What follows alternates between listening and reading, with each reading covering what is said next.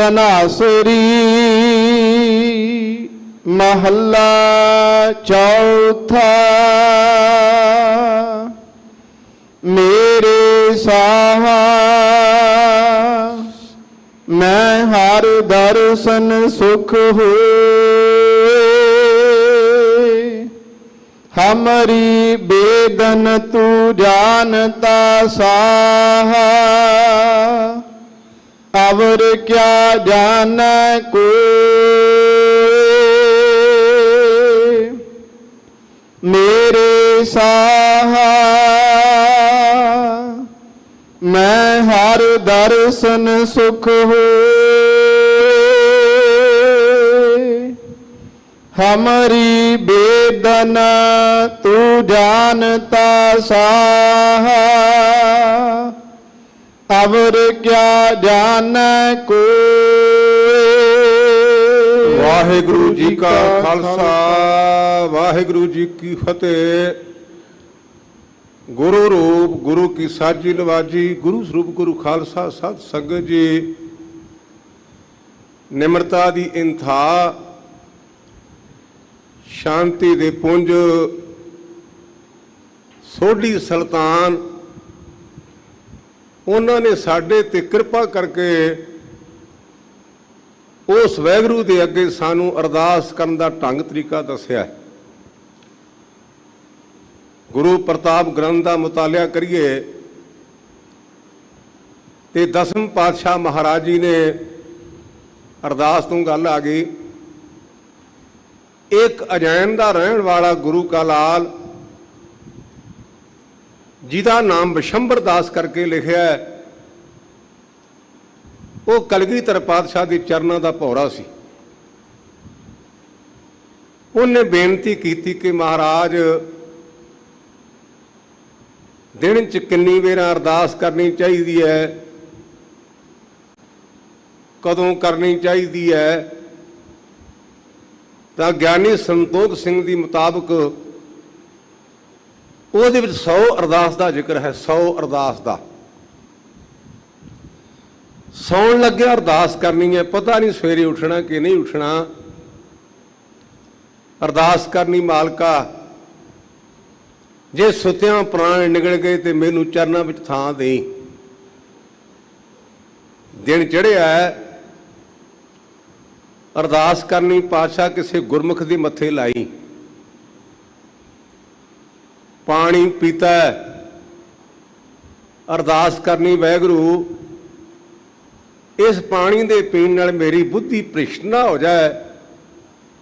मेरे ते मेहर करी ये पानी नाल मेरी बुद्धि सुची रहे। ये मैं केवल उदाहरण मात्र बेनती की है। 100 अरदासां की जानकारी दी है कलगीधर बापू ने विशंबर दास अजैन वाले गुरसिख नूं। इसे प्रकार गुरमुखो अज दा पावन पवित्र फरमान उस वैगुरु के अगे अरदास असीं किवें करनी है,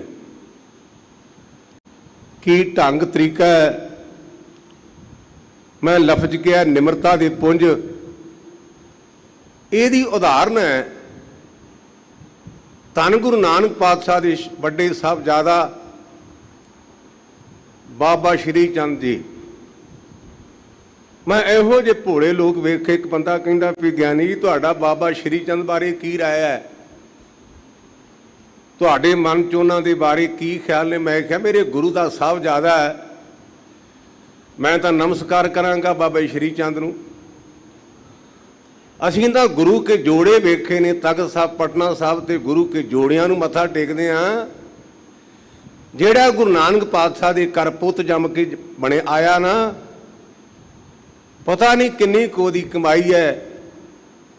मेरे मन में उन्हां दा बहुत सत्कार है बाबा श्री चंद दा, क्योंकि मेरे गुरुदेव का साहिबजादा है। पर सुभाव आपो अपना एक सरपंच लोकां दियां पर्चियां नाल सरपंच बनदा ते उहदे भतीजे उच्चे उच्चे हो के तुरदे नहीं पे असीं सरपंच दे भतीजे आ। मामूली जी गल। साडा थाणेदार फुफड़ है ते जिहदा गुरु नानक प्यो होवे ਗੁਰਮੁਖੋ ਮਾੜੀ ਮੋਟੀ ਆਕੜ ਫਾਕੜ ਆਈ ਜਾਂਦੀ ਕਿ ਮੈਂ ਗੁਰੂ ਨਾਨਕ ਦਾ ਪੁੱਤ ਹਾਂ, ਜਿਹੜੇ ਗੁਰੂ ਨਾਨਕ ਨੂੰ ਮੱਕੇ ਨੇ ਵੀ ਸਿਜਦਾ ਕੀਤਾ। ਇਹ ਗੱਲ ਵਿੱਚੋਂ ਸੁਭਾਵਿਕ ਆ ਗਈ। ਧੰਨ ਗੁਰੂ ਰਾਮਦਾਸ ਪਾਤਸ਼ਾਹ ਮਾਨੂੰ ਬਾਬਾ ਸ਼੍ਰੀ ਚੰਦ ਜੀ ਮਿਲੇ ਤੇ ਸੁਭਾਅ ਦੇ ਮੁਤਾਬਕ ਕਹਿਣ ਲੱਗੇ, ਮਹਾਰਾਜ ਤੁਹਾਡਾ ਦਾੜਾ ਬੜਾ ਲੰਮਾ ਤੇ ਬੜਾ ਸੁੰਦਰ ਹੈ। ਹੁਣ ਤਾਂ ਆਪਾਂ ਦਾੜੀਆਂ ਦੀ ਕਦਰ ਹੀ ਨਹੀਂ ਕਰਦੇ, ਕਿਸੇ ਲਾਲ ਰੰਗ ਲਾ ਦਿੱਤਾ, ਕਿਸੇ ਕਾਲਾ ਲਾ ਦਿੱਤਾ, ਕੋ ਵੱਢੀ ਜਾਂਦਾ। ਮੈਂ ਹੈਰਾਨ ਹਾਂ, ਦਾੜੀ ਏਡੀ ਪਾਕ ਪਵਿੱਤਰ ਹੈ ਤੇ ਕਈ ਲੋਕ ਦਾੜੀ ਦੇ ਦਾੜੇ ਦਵਾਏ ਹੋਏ ਰਹਿੰਦੇ ਨੇ। ਸੱਜੇ ਪਾਸੇ ਤੋਂ ਵਾਲ ਪੁੱਟੇ, ਕਦੇ ਖੱਬੇ ਤੋਂ ਪੁੱਠੇ। ਇਹ ਨਾ ਪੁੱਟਿਆ ਕਰੋ ਕਿ ਸਿੱਖੀ ਦੀ ਜੜ ਹੈ। ਇਹ ਸੁਭਾਵਿਕ ਗੱਲ ਆ ਗਈ। ਕਹਿਣ ਲੱਗੇ, ਮਹਾਰਾਜ ਤੁਹਾਡਾ ਦਾੜਾ ਬੜਾ ਸੁੰਦਰ ਹੈ, ਤੁਹਾਡਾ ਦਾੜਾ ਬੜਾ ਲੰਮਾ ਹੈ ਤੇ ਧੰਨ ਗੁਰੂ ਰਾਮਦਾਸ ਪਾਤਸ਼ਾਹ ਤੈਨੂੰ ਕਰੋੜਾਂ ਵੇਰਾ ਨਮਸਕਾਰ। ਕਹਿੰਦੇ, ਬਾਬਾ ਜੀ ਤੁਹਾਡੇ ਵਰਗੇ ਮਹਾਂਪੁਰਸ਼ਾਂ ਦੇ ਚਰਨ ਝਾੜ ਦੀ ਇਹ ਖੀਰ ਹੈ। ਇੱਕਦਮ ਧਨਮ ਕਰਕੇ ਬਾਬਾ ਸ਼੍ਰੀ ਚੰਦ ਗੁਰੂ ਰਾਮਦਾਸ ਪਾਤਸ਼ਾਹ ਦੇ ਚਰਨਾਂ ਤੇ ਡੇਕੇ ਕਹਿਣ ਲੱਗਾ, ਮੈਨੂੰ ਅੱਜ ਪਤਾ ਲੱਗਾ ਵੀ ਅਸੀਂ ਖਾਲੀ ਕਿਵੇਂ ਰਹਿ ਗਏ ਤੇ ਤੁਹਾਡੀਆਂ ਝੋਲੀਆਂ ਕਿਵੇਂ ਭਰ ਗਈਆਂ। ਤੁਹਾਡੇ 'ਚ ਇੰਨੀ ਨਿਮਰਤਾ, ਉਹ ਨਿਮਰਤਾ ਦੇ ਪੁੰਜ ਧੰਨ ਗੁਰੂ ਰਾਮਦਾਸ ਪਾਤਸ਼ਾਹ ਜਿਵੇਂ ਸਾਨੂੰ ਪ੍ਰਮਾਤਮਾ ਦੇ ਅੱਗੇ ਅਰਦਾਸ ਕਰਨ ਦਾ ਢੰਗ ਦੱਸ ਰਹੇ ਨੇ, ਇਹਨੂੰ ਕੇਵਲ ਸੁਣੀਏ ਹੀ ਨਾ, ਇਹਨੂੰ ਕੇਵਲ ਬੋਲੀਏ ਨਾ। ਗੁਰੂ ਸਾਡੇ ਤੇ ਮਿਹਰ ਕਰੇ, ਕਿਤੇ ਇਹ ਸਿਧਾਂਤ ਸਾਡੇ ਅੰਦਰ ਵਸ ਜਾਣ। ਹਜ਼ੂਰ ਜਿਵੇਂ ਕਿਰਪਾ ਕਰਦੇ ਨੇ, ਸਰਵਣ ਕਰੋ। ਸਤਨਾਮ ਸ੍ਰੀ ਵਾਹਿਗੁਰੂ ਸਾਹਿਬ ਜੀ। ਤਨਾਸਰੀ ਮਹੱਲਾ ਚੌਥਾ। ਤਨਾਸਰੀ ਰਾਗ ਵਿੱਚ ਧੰਨ ਗੁਰੂ ਰਾਮਦਾਸ ਪਾਤਸ਼ਾਹ ਜੀ ਕਿਰਪਾ ਕਰਦੇ ਹਨ। ਮੇਰੇ ਸਾਹ ਮੈਂ ਹਰ ਦਰਸ਼ਨ ਸੁਖ ਹੋਏ। ਤੂੰ ਮੇਰਾ ਸ਼ਾਹੂਕਾਰ ਹੈ ਤੇ ਤੇਰੇ ਦਰਸ਼ਨ ਦੇ ਨਾਲ ਪਰਮ ਸੁਖ ਦੀ ਪ੍ਰਾਪਤੀ ਹੁੰਦੀ ਹੈ। ਮੈਂ ਲਫ਼ਜ਼ ਵਰਤਿਆ ਪਰਮ ਸੁਖ।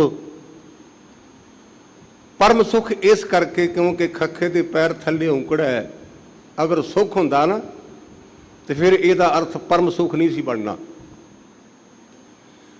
ਇਹ ਪਰਮ ਸੁਖ ਦਾ ਭਾਵ ਹੁੰਦਾ ਹੈ ਉਹ ਸੁਖ ਜਿਹੜਾ ਸਦੀਵੀ ਤੌਰ ਤੇ ਬਣਿਆ ਰਹੇ।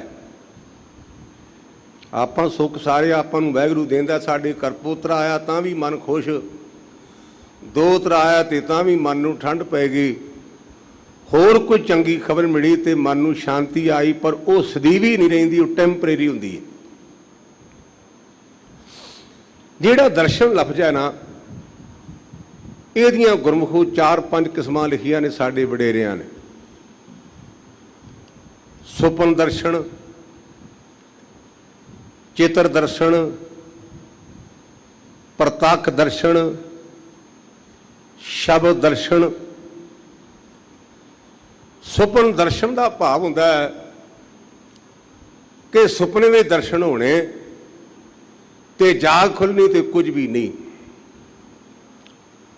ਭਾਈ ਸਾਹਿਬ ਭਾਈ ਵੀਰ ਸਿੰਘ ਦੇ ਬੜੇ ਪਿਆਰੇ ਬੋਲ ਨੇ, ਉਹਨਾਂ ਲਿਖੇ ਵਾਹਿਗੁਰੂ ਨੂੰ ਸੰਬੋਧਨ ਕਰਕੇ, ਕਿਉਂਕਿ ਗੁਰੂ ਦੇ ਪਿਆਰ ਵਾਲੇ ਸਨ। ਕਹਿੰਦੇ, ਸੁਪਨੇ ਵਿੱਚ ਤੁਸੀਂ ਮਿਲੇ ਸਾਨੂੰ, ਅਸਾਂ ਤਾਂ ਗਲ ਬੱਕੜੀ ਪਾਈ, ਨਿਰੇ ਨੂਰ ਤੁਸੀਂ ਹੱਥ ਨਾ ਆਏ, ਸਾਡੀ ਕੰਬਦੀ ਰਹੀ ਕਲਾਈ। ਵਾਹਿਗੁਰੂ ਤੂੰ ਚਾਨਣਾ, ਆਨੰਦ ਤਾਂ ਆਇਆ ਪਰ ਜਾਗ ਖੁੱਲੀ ਤੇ ਤੂੰ ਗਵਾਚ ਗਿਓ। ਸੁਪਨੇ ਦਾ ਦਰਸ਼ਨ ਟੈਂਪਰੇਰੀ। ਚਿੱਤਰ ਦਰਸ਼ਨ, ਜਿਹਨੂੰ ਮੂਰ ਦਰਸ਼ਨ ਵੀ, ਕਿਉਂਕਿ ਚਿੱਤਰ ਤੇ ਮੂਰ ਤੇ ਕੁਝ ਲਫ਼ਜ਼ ਸਾਂਝਾ ਹੈ। ਫੋਟੋ ਤੋਂ ਵੇਖ ਕੇ ਸਾਨੂੰ ਯਾਦ ਆਉਂਦਾ ਵੀ ਇਹ ਫਲਾਣੇ ਸ਼ਹੀਦ ਦੀ ਫੋਟੋ ਹੈ, ਫਲਾਣੇ ਭਗਤ ਦੀ ਫੋਟੋ ਹੈ, ਫਲਾਣੇ ਗੁਰਮੁਖ ਦੀ ਫੋਟੋ ਹੈ। ਲੇਕਿਨ ਉਹ ਚਿੱਤਰ ਦਰਸ਼ਨ ਵੀ ਝੂਠਾ ਹੈ। ਜਿਹਦਾ ਚਿੱਤਰ ਹੈ ਨਾ, ਉਹ ਕਦੇ ਜਵਾਨ ਹੋਵੇਗਾ, ਕਦੇ ਬੁੱਢਾ ਵੀ ਹੋਇਆ ਹੋਵੇਗਾ। ਆਪਾਂ ਧੰਨ ਗੁਰੂ ਨਾਨਕ ਪਾਤਸ਼ਾਹ ਦਾ ਚਿੱਤਰ ਵੇਖਦੇ ਆ ਨਾ, ਤੇ ਤਕਰੀਬਨ ਜਿੰਨੀਆਂ ਵੀ ਫੋਟੋਆਂ ਨੇ ਮਹਾਰਾਜ ਦੇ ਚਿੱਟੇ ਦਾੜੇ ਦੀਆਂ, ਕੀ ਗੁਰੂ ਨਾਨਕ ਪਾਤਸ਼ਾਹ ਮਹਾਰਾਜ ਜਵਾਨੀ 'ਚ ਨਹੀਂ ਰਹੇ? ਉਹ ਵੀ ਝੂਠਾ ਹੈ। ਪ੍ਰਤੱਖ ਦਰਸ਼ਨ ਕੀਤੇ, ਆਪਾਂ ਇੱਕ ਦੂਜੇ ਨੂੰ ਆਹਮਣੇ ਸਾਹਮਣੇ ਹੋ ਕੇ ਮਿਲੇ, ਪਰ ਆਖਰਕਾਰ ਜਿਹਦੇ ਦਰਸ਼ਨ ਕੀਤੇ ਨੇ ਉਹਨੇ ਅੱਖੋਂ ਹੋ ਜਾਣਾ। ਜੇ ਪਰਦੇਸੀ ਤੇ ਪ੍ਰਵੇਸ਼ ਚਲਾ ਜਾਏਗਾ, ਜੇ ਕੋਈ ਉਹਦੀ ਹੋਰ ਜਗ੍ਹਾ ਤੇ ਉੱਥੇ ਚਲਾ ਜਾਏਗਾ। ਸਾਰਿਆਂ ਤੋਂ ਇੰਪੋਰਟੈਂਟ ਹੈ ਸ਼ਬਦ ਦਰਸ਼ਨ। ਸ਼ਬਦ ਸਦੀਵੀ ਤੌਰ ਤੇ ਸਾਡੇ ਹਿਰਦੇ ਵਿੱਚ ਵਸਦਾ। ਇਸ ਕਰਕੇ ਸਾਡੇ ਗੁਰੂ ਨੇ ਸਾਨੂੰ ਮੂਰਤੀਆਂ ਤੋਂ ਵਰਜ ਕੇ, ਸਾਨੂੰ ਸੁਪਨਿਆਂ ਦੇ ਖਿਆਲ ਤੋਂ ਹੋੜ ਕੇ ਸ਼ਬਦ ਨਾਲ ਜੋੜਿਆ, ਕਿਉਂਕਿ ਸ਼ਬਦ ਇਮੋਰਟਲ ਹੈ। ਸ਼ਬਦ ਮਰਦਾ ਨਹੀਂ, ਸ਼ਬਦ ਸਦੀਵੀ ਹੈ।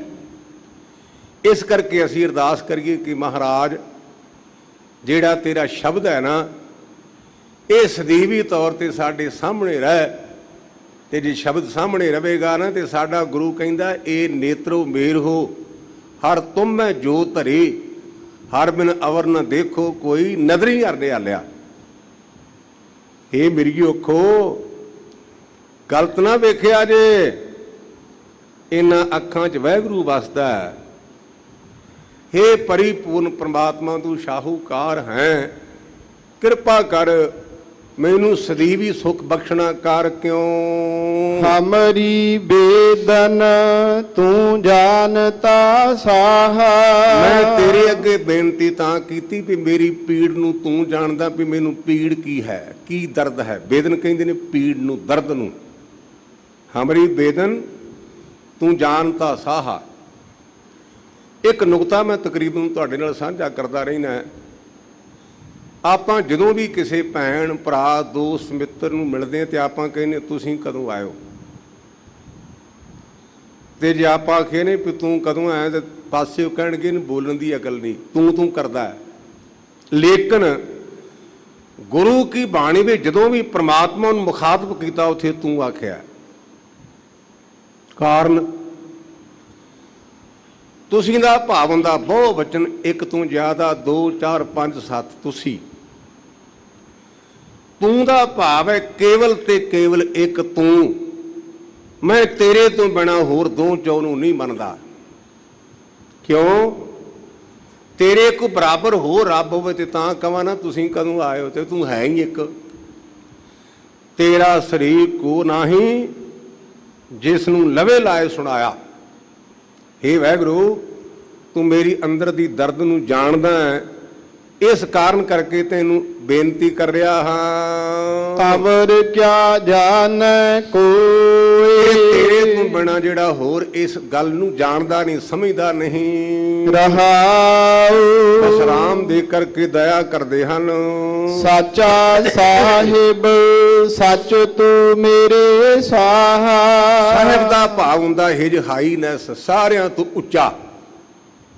ਅੰਗਰੇਜ਼ਾਂ ਦੇ ਜ਼ਮਾਨੇ 'ਚ ਜਦੋਂ ਅੰਗਰੇਜ਼ ਅਫਸਰਾਂ ਨੇ ਆਉਣਾ ਤੇ ਸਾਡੇ ਵਡੇਰਿਆਂ ਨੇ ਕਹਿਣਾ ਸਾਹਿਬ ਆਪਣੇ ਪਿੰਡ ਆਇਆ ਹੈ।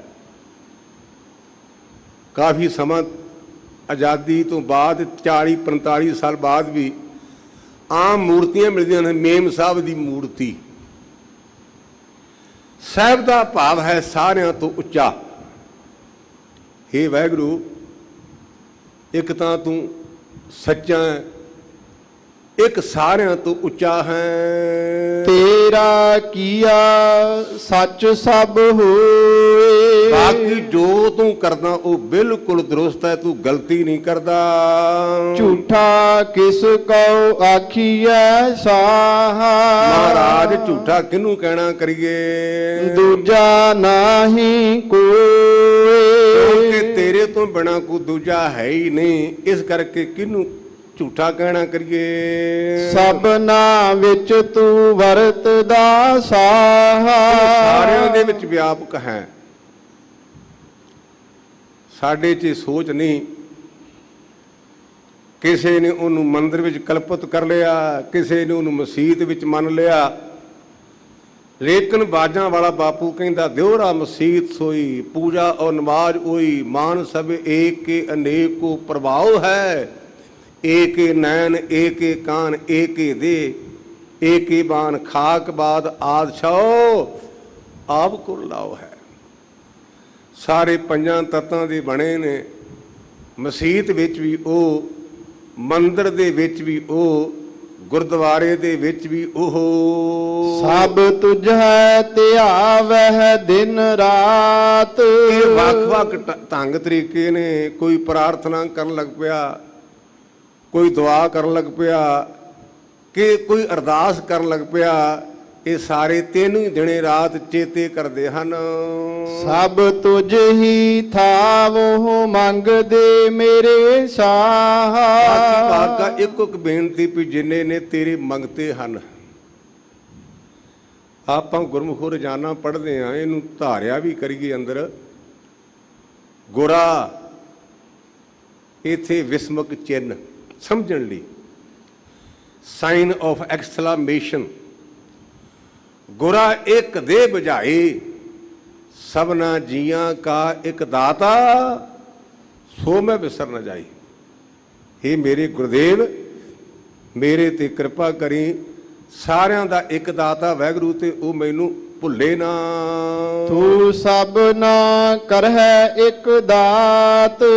ਸਾਰਿਆਂ ਨੂੰ ਤੂੰ ਦਾਤਾਂ ਦੇਈ ਜਾਣ। ਇਹ ਨਹੀਂ ਵੀ ਸਿੱਖ ਨੂੰ ਹਵਾ ਹੋਰ ਮਿਲਦੀ ਆ, ਆਕਸੀਜਨ, ਹਿੰਦੂ ਨੂੰ ਹੋਰ ਮਿਲਦੀ ਹੈ, ਮੁਸਲਮਾਨ ਨੂੰ ਹੋਰ ਮਿਲਦੀ ਹੈ। ਇਸ ਕਰਕੇ ਸਾਰਿਆਂ ਵਿੱਚ ਤੂੰ ਵਿਆਪਕ ਹੈ। ਸਾਰੇ ਤੇਰੇ ਤੋਂ ਬਿਨਾਂ ਕੋਈ ਵੀ ਨਹੀਂ। ਸਭ ਕੋ ਤੁਝ ਹੀ ਵਿੱਚ ਹੈ ਮੇਰੇ ਸਾਹ। ਮੇਰੇ ਵਾਹਿਗੁਰੂ ਤੂੰ ਸ਼ਾਹੂਕਾਰ ਹੈ, ਤੇ ਸਾਰੇ ਤੇਰੇ ਵਿੱਚ ਹੀ ਹਨ। ਤੁਝ ਤੇ ਬਾਹਰ ਕੋਈ ਨਾਹੀ। ਕੋਈ ਵੀ ਤੇਰੇ ਤੋਂ ਬਾਹਰ ਨਹੀਂ। ਕੋਈ ਤੇਰੀ ਹੁਕਮ ਅਦੂਲੀ ਨਹੀਂ ਕਰ ਸਕਦਾ। ਸਭ ਜੀ ਤੇਰੇ ਤੂੰ ਸਭ ਸੁਦਾ ਮੇਰੇ ਸਾਹ। ਦੇ ਵਿੱਚ ਵੀ ਚੇਤਨ ਕਲਾ ਇਹ ਤੇਰੀ ਦਿੱਤੀ ਹੋਈ ਹੈ। ਸਭ ਤੁਝ ਹੀ ਮਾਹੇ ਸਮਾਹੇ। ਤੇਰੇ ਵਿੱਚੋਂ ਹੀ ਪੈਦਾ ਹੋਏ ਤੇ ਤੇਰੇ ਚ ਨਾ ਲੀਨ ਹੋ ਜਾਣਾ। ਜਬ ਉਦ ਕਰਖ ਕਰਾ ਕਰਤਾਰਾ, ਪਰਜਾ ਧਰਤਬ ਦੇ ਅਪਾਰਾ। ਜਬ ਆ ਕਰਖ ਕਰਤ ਹੂੰ ਕਬ ਹੂੰ, ਤੁਮ ਮੈਂ ਮਿਲਤ ਦੇ ਤਰ ਸਭ ਹੂੰ। ਸਾਰੇ ਤੇਰੇ ਵਿੱਚੋਂ ਹੀ ਪੈਦਾ ਹੋਏ ਨੇ, ਤੇ ਤੇਰੇ ਵਿੱਚ ਅਭੇਦ ਹੋ ਜਾਣਗੇ, ਲੀਨ ਹੋ ਜਾਣਗੇ। ਸਭਨਾ ਕੀ ਤੂੰ ਆਸ ਹੈ ਮੇਰੇ ਪਿਆਰੇ। ਸਾਰਿਆਂ ਨੂੰ ਪਿਆਰ ਦੇਣ ਵਾਲਾ, ਤੇ ਸਾਰਿਆਂ ਨੂੰ ਤੇਰੇ ਤੇ ਆਸ ਹੈ। ਸ਼੍ਰੀ ਨਗਰ ਦੇ ਵਿੱਚ ਇੱਕ ਬੀਬੀ ਭਾਗ ਭਰੀ ਰਹਿੰਦੀ ਹੈ, ਭਾਗ ਭਰੇ। ਉਹਦੇ ਮਨ ਦੀ ਭਾਵਨਾ ਵੀ ਗੁਰੂ ਹਰਗੋਬਿੰਦ ਸੱਚੇ ਪਾਤਸ਼ਾਹ ਮਹਾਰਾਜ ਇੱਥੇ ਆਉਣਗੇ। ਉਸ ਬੀਬੀ ਨੇ ਬਹੁਤ ਸੋਹਣਾ ਇੱਕ ਖੱਦਰ ਦਾ ਰੇਜਾ ਤਿਆਰ ਕੀਤਾ ਕਿ ਕਦੋਂ ਗੁਰੂ ਹਰਗੋਬਿੰਦ ਸੱਚੇ ਪਾਤਸ਼ਾਹ ਮਹਾਰਾਜ ਆਉਣ। ਮਾਤਾ ਜੀ ਦੀ ਉਮਰ ਬੜੀ ਵਡੇਰੀ ਹੈ, ਔਰ ਉਸ ਮਾਤਾ ਨੂੰ ਗੁਰੂ ਘਰ ਦੀ ਪ੍ਰਚਾਰਕ ਥਾਪਿਆ ਸੀ। ਉਸ ਇਲਾਕੇ 'ਚ ਪ੍ਰਚਾਰ ਕਰਨ ਦੀ ਡਿਊਟੀ ਸੀ ਮਾਤਾ ਭਾਗ ਭਰੀ ਦੀ। ਬੁਢਾਪਾ ਸਾਰਿਆਂ ਤੇ ਆਉਣਾ, ਤੇ ਮੌਤ ਵੀ ਆਉਣੀ ਹੈ। ਉਸ ਮਾਤਾ ਦਾ ਬੇਟਾ ਸੀ ਭਾਈ ਸੇਵਾ ਦਾਸ। ਉਹਨੂੰ ਕਹਿੰਦੇ ਨੇ, ਭਲਿਆ ਆਪਣੀ ਬੇਬੇ ਨੂੰ ਸਮਝਾ, ਕੋਈ ਗੁਰੂ ਹਰਗੋਬਿੰਦ ਸੱਚੇ ਪਾਤਸ਼ਾਹ ਨੇ ਉਹਦੀ ਖਦਰ ਦਾ ਚੋਲਾ ਲੈਣ ਨਹੀਂ ਹੋਣਾ। ਉੱਥੇ ਤੋਪਾਂ ਭੇਟ ਹੁੰਦੀਆਂ, ਉੱਥੇ ਦਿਸ਼ਾਲੇ ਭੇਟ ਹੁੰਦੇ ਨੇ, ਉੱਥੇ ਕੀਮਤੀ ਘੋੜੇ ਭੇਟ ਹੁੰਦੇ ਨੇ। ਤੇ ਭਲਾ ਇੰਨੀ ਦੂਰੋਂ ਚੱਲ ਕੇ ਤੇਰੀ ਬੇਬੇ ਦਾ ਚੋਲਾ ਲੈਣ ਆ ਜਾਏਗਾ। ਅੰਗਰੇਜ਼ੀ ਵਿੱਚ ਬੜੀ ਇੱਕ ਪਿਆਰੀ ਕਹਾਵਤ, ਹੋਪ ਸਸਟੇਨਡ ਲਾਈਫ, ਜਿਹੜੀ ਜ਼ਿੰਦਗੀ ਇਹ ਆਸ ਨਾਲ ਚੱਲਦੀ। ਪੰਜਾਬੀ ਦੀ ਕਹਾਵਤ ਹੈ, ਜੀਵੇ ਆਸਾ ਮਰੇ ਨਿਰਾਸਾ, ਜਿਹਨੂੰ ਕਹਿੰਦੇ ਆਪਸੀਮਿਸਟਿਕ ਵਿਚਾਰਧਾਰਾ, ਆਸ਼ਾਵਾਦੀ ਸੋਚ। ਤੁਸੀਂ ਗੁਰੂ ਗ੍ਰੰਥ ਸੱਚੇ ਪਾਤਸ਼ਾਹ ਦੀ ਬਾਣੀ ਪੜ੍ਹੋ, ਤੇ ਕੋਈ ਸ਼ਬਦ ਵੀ ਤੁਹਾਡੇ ਮਨ ਨੂੰ ਤੋੜੇਗਾ ਨਹੀਂ, ਹੌਸਲਾ ਦੇਗਾ। ਕੋਈ ਹੁਕਮਨਾਮਾ ਕਰ ਲਓ, ਕੋਈ ਸ਼ਬਦ ਕਰ ਲਓ। ਉਹ ਜੇ ਧੰਨ ਗੁਰੂ ਪਾਤਸ਼ਾਹ ਨੇ ਸਾਨੂੰ ਧਰਵਾਸਾ ਦਿੱਤਾ ਵੀ ਗੁਰਮੁਖਾ ਦਿਲ ਨਾ ਛੱਡ, ਵਾਹਿਗੁਰੂ ਭਲੀ ਕਰੇਗਾ। ਉਸ ਮਾਤਾ ਦੀ ਅਰਦਾਸ ਪਹੁੰਚੀ, ਤੇ ਦੀਨ ਦੁਨੀਆ ਦੇ ਮਾਲਕ ਧੰਨ ਗੁਰੂ ਹਰਗੋਬਿੰਦ ਸੱਚੇ ਪਾਤਸ਼ਾਹ ਸ਼੍ਰੀ ਨਗਰ ਪਹੁੰਚੇ।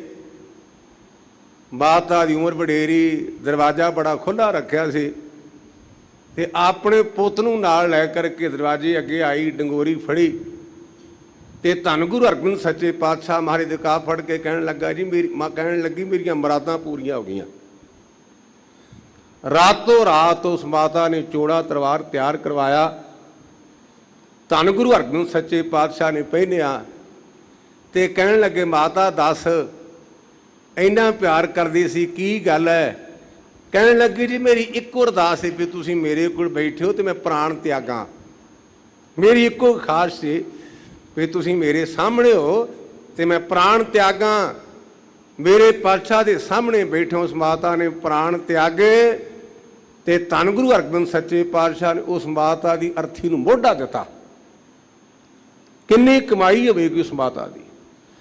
ਕਹਿਣ ਤੋਂ ਭਾਵ ਇਹ ਹੈ ਸਭਨਾ ਕੀ ਤੂੰ ਆਸ ਹੈ ਮੇਰੇ ਪਿਆਰੇ ਹੈ ਵਾਹਿਗੁਰੂ ਹੈ ਮੇਰੇ ਗੁਰਦੇਵ, ਸਾਰਿਆਂ ਨੂੰ ਤੇਰੇ ਤੇ ਆਸ ਹੈ। ਸਭ ਤੁਝ ਹੈ ਧਿਆਵਹਿ ਮੇਰੇ ਸ਼ਾਹ। ਇਸ ਕਰਕੇ ਤੂੰ ਸ਼ਾਹੂਕਾਰ ਹੈ ਮੇਰੇ ਸ਼ਾਹੂਕਾਰ ਮਹਾਰਾਜ, ਸਾਰਿਆਂ ਦਾ ਧਿਆਨ ਤੇਰੇ ਵੱਲ ਕੇਂਦਰਿਤ ਹੈ। ਜਿਉਂ ਭਾਵੈ ਤਿਉਂ ਰੱਖ ਤੂੰ ਮੇਰੇ ਪਿਆਰੇ।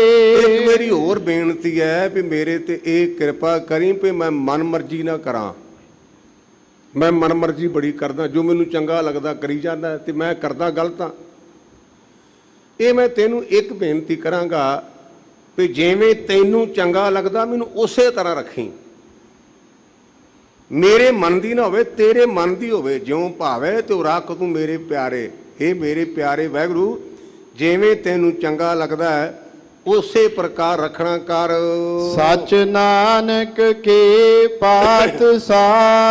ਦਿਹਾੜਾ ਤੇਰੇ ਅੱਗੇ ਤਾਂ ਕੱਢਿਆ ਤੂੰ ਸਾਰਿਆਂ ਨੂੰ ਪੱਤ ਦੇਣਾ ਤੇ ਸ਼ਾਹੂਕਾਰ ਹੈ। ਗੁਰਮੁਖੋ ਅੱਜ ਕੱਲ੍ਹ ਜਿਹੜੇ ਇਹ ਹਫਤਾ ਚੱਲ ਰਿਹਾ ਨਾ, ਇਹਨੂੰ ਆਪਾਂ ਕਹਿੰਦੇ ਘੱਲੂਘਾਰੇ ਦਾ ਹਫਤਾ। ਗੁਰਮੁਖੋ 3 ਘੱਲੂਘਾਰੇ ਆਪਣੇ ਨਾਲ ਵਾਪਰੇ ਨੇ। ਦਰਬਾਰ ਸਾਹਿਬ ਦੇ ਅਟੈਕ ਤੋਂ ਪਹਿਲਾਂ ਇੱਕ ਹਮਲਾ ਅਹਿਮਦ ਸ਼ਾਹ ਅਬਦਾਲੀ ਨੇ ਕੀਤਾ ਕੋਪਰੀੜੇ ਦੇ ਥਾਨ ਤੇ। ਉੱਥੇ ਲਿਖਿਆ ਵੀ ਸਾਡੀ ਕੌਮ ਦੇ ਕਿਤੇ 50,000 ਲਿਖਿਆ ਤੇ ਕਿਤੇ 30,000 ਸਾਡੇ ਬਜ਼ੁਰਗ ਬੱਚੇ ਤੇ ਮਾਤਾਵਾਂ ਸ਼ਹੀਦ ਹੋ ਗਏ ਬਾੜ ਦੇ ਵਿੱਚ। ਦੂਸਰਾ ਘੱਲੂਘਾਰਾ ਹੋਇਆ ਜ਼ਿਲ੍ਹੇ ਗੁਰਦਾਸਪੁਰ ਵਿੱਚ, ਜਿੱਥੇ ਅਸੀਂ ਛੋਟਾ ਘੱਲੂਘਾਰਾ ਕਹਿੰਦੇ ਆ। ਉਹ ਜਸਪਤ ਦੇ ਭਰਾ ਲਖਪਤ ਨੇ ਹਮਲਾ ਕੀਤਾ ਔਰ ਘੱਟ ਤੋਂ ਘੱਟ 10,000 ਸਾਡੇ ਮਾਈ ਭਾਈ ਬਜ਼ੁਰਗ ਸ਼ਹੀਦ ਹੋ ਗਏ। ਇਹ ਤੀਸਰਾ ਜਿਹੜਾ ਭਿਆਨਕ ਘੱਲੂਘਾਰਾ ਹੈ ਨਾ, ਇਹਦਾ ਦੁੱਖ ਸਾਨੂੰ ਜ਼ਿਆਦਾ ਤਾਂ ਹੈ ਉਹ ਗੈਰਾਂ ਨੇ ਹਮਲਾ ਕੀਤਾ ਸੀ ਤੇ ਸਾਡੇ ਆਪਣਿਆਂ ਨੇ ਕੀਤਾ। ਜਿਹੜੇ ਸਾਡੀ ਖੋਂਦੇ ਸਨ, ਵੱਖਰੀ ਗੱਲ ਵੀ ਉਹ ਸਾਨੂੰ ਆਪਣੇ ਨਹੀਂ ਸਮਝਦੇ, ਇਹ ਤਾਂ ਉਹਨਾਂ ਦੀ ਸੋਚ ਹੈ ਨਾ। ਅਸੀਂ ਉਹਨਾਂ ਨੂੰ ਆਪਣੇ ਸਮਝਦੇ ਸਾਂ ਤੇ ਉਹਨਾਂ ਸਾਡੇ ਨਾਲ ਅਕਿਰਤ ਘਣਤਾ ਕੀਤੀ, ਮਿੱਤਰ ਮਾਰ ਕੀਤੀ। ਇਹਦਾ ਦਰਦ ਸਾਨੂੰ ਇਸ ਕਰਕੇ ਜ਼ਿਆਦਾ ਹੈ। ਹਮਲਾ ਹੋਇਆ ਕਿਉਂ, ਕੀ ਕਾਰਨ ਹੈ? ਹਰ ਗੱਲ ਦੇ 3 ਪੱਖ ਹੁੰਦੇ ਨੇ। ਇੱਕ ਕਾਰਨ, ਦੂਜਾ ਘਟਨਾ ਤੇ ਤੀਜਾ ਸਿੱਟਾ। ਭਾਈ ਸਾਹਿਬ ਕਾਰਨ ਕੀ ਹੈ ਵੀ ਦਰਬਾਰ ਸਾਹਿਬ ਤੇ ਹਮਲੇ ਹੁੰਦੇ ਕਿਉਂ ਨੇ? ਜਿਹੜਾ ਇੰਦਰਾ ਨੇ ਹਮਲਾ ਕੀਤਾ ਨਾ, ਇਹ 5ਵਾਂ ਹਮਲਾ, 5 ਵਾਰ ਹਮਲਾ ਹੋਇਆ। ਅਕਾਲ ਤਖਤ ਤੇ ਦਰਬਾਰ ਸਾਹਿਬ ਤੇ ਹਮਲੇ ਹੋਣ ਦਾ ਕਾਰਨ ਇਹ ਹੈ, ਤੁਸੀਂ ਇਤਿਹਾਸ ਨੂੰ ਕਿਤੇ ਵਾਚੋ ਦੁਨੀਆ ਦਾ, ਚੋਰ ਤੇ ਦੀਵਾ ਇਕੱਠੇ ਨਹੀਂ ਰਹਿ ਸਕਦੇ। ਜਿਹੜਾ ਚੋਰ ਹੈ ਨਾ ਉਹ ਹਨੇਰਾ ਭਾਲਦਾ ਹੈ, ਦੀਵਾ ਜਗੇਗਾ ਤੇ ਚੋਰ ਕਾਬੂ ਆ ਜਾਏ। ਇਸ ਕਰਕੇ ਉਹਦਾ ਇਰਾਦਾ ਹੁੰਦਾ ਵੀ ਕਿਸੇ ਢੰਗ ਨਾਲ ਪੱਲੇ ਦੇ ਨਾਲ ਫੂਕ ਮਾਰ ਕੇ ਦੀਵਾ ਬੁਝਾਇਆ ਜਾਏ। ਇਹ ਇਕੱਲੇ ਇੱਥੋਂ ਦੀ ਗੱਲ ਨਹੀਂ, ਆਪਾਂ ਸੂਈ ਨੇ ਤੇਜ਼ ਹੋ ਜਾਣਾ। ਬਾਬਾ ਕਬੀਰ ਦੇ ਕੋਲ ਕਿਹੜੀਆਂ ਤੋਪਾਂ ਤੇ ਕਿਹੜੇ ਟੈਂਕ ਸਨ, ਬਾਬੇ ਕਬੀਰ ਨੂੰ ਗੋਤੇ ਦਿੱਤੇ ਗਏ ਗੰਗਾ ਦੇ ਵਿੱਚ। ਬਾਬੇ ਨਾਮਦੇਵ ਨੂੰ ਮਾਰਨ ਦਾ ਯਤਨ ਕੀਤਾ, ਕਹਿਣ ਲੱਗੇ ਗਾਂ ਮਰੀ ਨੂੰ ਜਵਾ, ਵਰਨਾ ਤੈਨੂੰ ਖਤਮ ਕੀਤਾ ਜਾਏਗਾ। ਜਿਹੜਾ ਜੂਨ ਦਾ ਮਹੀਨਾ ਨਾ, ਪੱਖ ਕਈ ਨੇ ਤੇ ਮੈਂ ਬੇਨਤੀ ਕਰ ਰਿਹਾ ਵੀ ਮੈਥੋਂ ਸਾਰੀ ਗੱਲ ਕਹੀ ਨਹੀਂ ਜਾਣੀ। ਇਹ ਜੂਨ ਦਾ ਮਹੀਨਾ ਐਡਾ ਚੰਦਰਾ ਸਾਡੇ ਲਈ। ਇਹ ਜੂਨ ਦੇ ਮਹੀਨੇ ਵਿੱਚ ਦੀਨ ਦੁਨੀਆ ਦੇ ਮਾਲਕ ਗੁਰੂ ਪੰਚਮ ਪਾਤਸ਼ਾਹ ਨੂੰ ਸ਼ਹੀਦ ਕੀਤਾ ਗਿਆ। ਇਸ ਜੂਨ ਦੇ ਮਹੀਨੇ 'ਚ 9 ਜੂਨ 1716 ਨੂੰ ਸਾਡੀ ਕੌਮ ਦੇ ਜਰਨੈਲ ਬਾਬਾ ਬੰਦਾ ਸਿੰਘ ਬਹਾਦਰ ਦੇ ਪੁੱਤਰ ਦੀਆਂ ਬੋਟੀਆਂ ਕਰਕੇ ਬਾਬਾ ਬੰਦਾ ਸਿੰਘ ਬਹਾਦਰ ਦੇ ਮੂੰਹ 'ਚ ਪਾਉਣ ਦਾ ਯਤਨ ਕੀਤਾ ਗਿਆ ਔਰ ਜਮੂਰਾਂ ਨਾਲ ਮਾਸ ਨੋਚ ਕੇ 9 ਜੂਨ ਨੂੰ ਸਾਡੀ ਕੌਮ ਦੇ ਉਸ ਮਹਾਨ ਬਹਾਦਰ ਜਰਨੈਲ ਨੂੰ ਸ਼ਹੀਦ ਕੀਤਾ ਗਿਆ। ਇਹ ਜੂਨ ਸਾਡੇ ਲਈ ਹੈ ਹੀ ਚੰਦਰੀ, ਜਿਹਨੂੰ ਆਮ ਪੇਂਡੂ ਬੋਲੀ 'ਚ ਕਹਿ ਦਿੰਦੇ ਕਲਹਿਣੀ। ਇਹ ਆਪਣੀ ਆਮ ਫਲਾਣਾ ਬੜਾ ਕਲਹਿਣਾ ਹੈ। ਇਹ ਜੂਨ ਹੈ ਹੀ ਕਲਹਿਣੀ। ਜਦੋਂ ਸੱਚ ਦਾ ਜੀਵਾ ਜਗਦਾ ਹੈ ਨਾ, ਤੇ ਚੋਰ ਨੂੰ ਫਿੱਟ ਨਹੀਂ ਹੁੰਦਾ, ਉਹ ਬੁਝਾਉਣ ਦਾ ਯਤਨ ਕਰਦਾ ਹੈ। ਜਦੋਂ ਆਪਾਂ ਇਸ 84 ਦੇ ਅਟੈਕ ਦੀ ਗੱਲ ਕਰਦੇ ਆ ਨਾ, ਤੇ ਗੁਰਮੁਖੋ ਇਹ ਅਟੈਕ ਇੱਕਦਮ ਨਹੀਂ ਹੋਇਆ। ਇਹ ਗੱਲ ਯਾਦ ਰੱਖਣੀ, ਅੰਗਰੇਜ਼ੀ ਦੀ ਕਹਾਵਤ weaker nations must go to hell. ਜਿਹੜੀਆਂ ਕਮਜ਼ੋਰ ਕੌਮਾਂ ਨੇ ਉਹ ਨਰਕਾਂ ਨੂੰ ਜਾਂਦੀਆਂ ਨੇ। ਕਦੇ ਮੜੀਆਂ 'ਚ ਲੜਾਈ ਵੇਖੀ ਜੇ? ਮੈਨੂੰ ਕਈ ਬੰਦੇ ਜਾਣ ਕੇ ਟਾਂਜ ਕਰਨ ਗਿਆਨੀ ਸੀ, ਤੁਹਾਡਾ ਭਾਈਚਾਰਾ ਲੜਦਾ ਬੜਾ। ਮੈਂ ਕਿਹਾ ਜਿਉਂਦੇ ਜੂ ਹੋਏ ਤੁਹਾਡੇ, ਤੁਸੀਂ ਆਸ ਵਿੱਚ ਲੜ ਪੈਂਦੇ ਸਿੰਘ। ਮੈਂ ਕਿਹਾ ਵੀ ਅਸੀਂ ਲੜਦੇ ਤਾਂ ਜਿਉਂਦੇ ਹਾਂ। ਕਦੇ ਮੜੀਆਂ 'ਚ ਲੜਾਈ ਵੇਖੀ ਹੋ? ਕਦੇ ਕਬਰਾਂ 'ਚ ਲੜਦਿਆਂ ਵੇਖਿਆ ਕਿਸੇ ਨੂੰ? ਜਿੱਥੇ ਜਿਉਂਦਾ ਉਹ ਹਿੱਲੇਗਾ ਵੀ। ਇਹ ਗੱਲ ਸੁਭਾਵਿਕ ਹੈ। ਗੁਰਮੁਖੋ ਜਦੋਂ ਐਮਰਜੈਂਸੀ ਲਾਈ ਨਾ ਇੰਦਰਾ ਨੇ, ਕਈ ਉਹਨੂੰ ਦੁਰਗਾ ਵੀ ਕਹਿਣ ਲੱਗ ਪਏ। ਹਰ ਥਾਂ ਤੇ ਬਿਲਕੁਲ ਪਿਨ ਡ੍ਰੌਪ ਸਾਇਲੈਂਸ, ਕੋਈ ਚੂੰ ਨਹੀਂ ਕਰਦਾ। ਇਹ ਸੱਚ ਦੀ ਜਗ੍ਹਾ ਤੋਂ ਐਮਰਜੈਂਸੀ ਦੇ ਉਲਟ ਮੋਰਚਾ ਲੱਗਾ। ਮੋਰਚਾ ਜਿਹੜੀ ਐਮਰਜੈਂਸੀ ਦੇ ਉਲਟ ਮੋਰਚਾ ਲੱਗਾ, ਉਹਨਾਂ ਨੇ ਸਾਨੂੰ ਛੇੜਿਆ ਵੀ ਨਹੀਂ ਵੀ ਇਹਨਾਂ ਨੇ ਸਿਰ ਨੀਵਾਂ ਨਹੀਂ ਕਰਨਾ। ਬਾਕੀ ਦੇ ਲੀਡਰਾਂ ਨੂੰ ਪਰੇਸ਼ਾਨ ਕੀਤਾ ਤੇ ਸਾਡੇ ਲੀਡਰਾਂ ਨੂੰ ਤਾਂ ਛੱਡਿਆ ਵੀ ਬਣਾ ਕੇ ਰੱਖੀਏ। ਪਰ ਸਾਡੇ ਬਜ਼ੁਰਗਾਂ ਨੇ ਸੋਚਿਆ ਜੇ ਜੀਵੇ ਪਤ ਲੱਥੀ ਜਾਏ, ਸਭ ਹਰਾਮ ਜੇ ਤਾਂ ਕੁਛ ਖਾਏ। ਜੇ ਪਤ ਹੀ ਲੈ ਗਈ ਤੇ ਜਿਉਣ ਦਾ ਕੀ ਫਾਇਦਾ? ਯਾਦ ਰੱਖਿਆ ਜੇ, ਜਿਹੜੇ ਹੰਸ ਹੁੰਦੇ ਨੇ ਨਾ, ਉਹਨਾਂ ਦੀ ਉਮਰ ਥੋੜੀ ਹੁੰਦੀ ਤੇ ਕਾਂਵਾਂ ਦੀ ਜ਼ਿਆਦਾ ਹੁੰਦੀ। ਪਰ ਹੰਸ ਮੋਤੀ ਖਾਂਦੇ ਨੇ, ਕਾਂ ਗੰਦ ਫਰੋੜਦੇ ਹਨ।